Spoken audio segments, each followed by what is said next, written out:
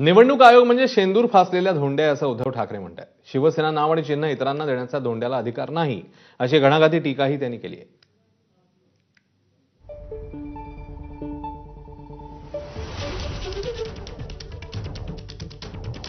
अमित शहा, निवडणूक आयोग यांनी अधिकृतपणे जी शिवसेना दुसऱ्यांच्या हातात दिली आहे ते अशा प्रकारे शिवसेना भाजपात कशा प्रकारे विलीन करू शकतात? नाही, शेवटी त्यांना म्हणजे हे शिवसेनेचं अस्तित्व संपवण्याचा प्रयत्न आहे का?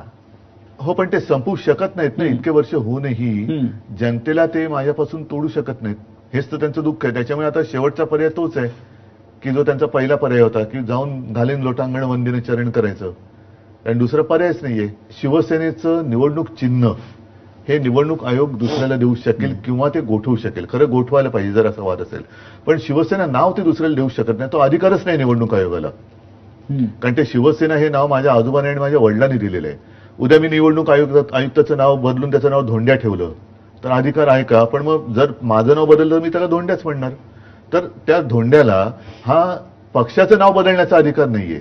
तो चिन्ह तुम्ही काढून घेऊ शकता. जर लोकशाही पद्धतीमध्ये आम्ही काही वेडवाकडं वागलो असेल, ज्याला करप्ट प्रॅक्टिस म्हणतात, त्याला धोंड्याने ते बेकायदेशीर केले. त्या धोंड्याला शिवसेना नाव दुसऱ्याला देताच येत नाही ना. तो त्याच्या अधिकारच्या बाहेरच आहे. पण त्या धोंड्याला शेंदूर फासणारे दिल्लीत बसलेत म्हणून चालतंय.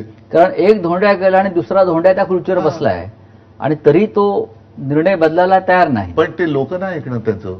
शेवटी चोरीचा माल जो आहे, आता तुम्ही चोरून मतं मिळवलीत आणि त्याच्यावरती जर का मर्दुमकी गाजवत असाल तर चोर तो चोरच आहे.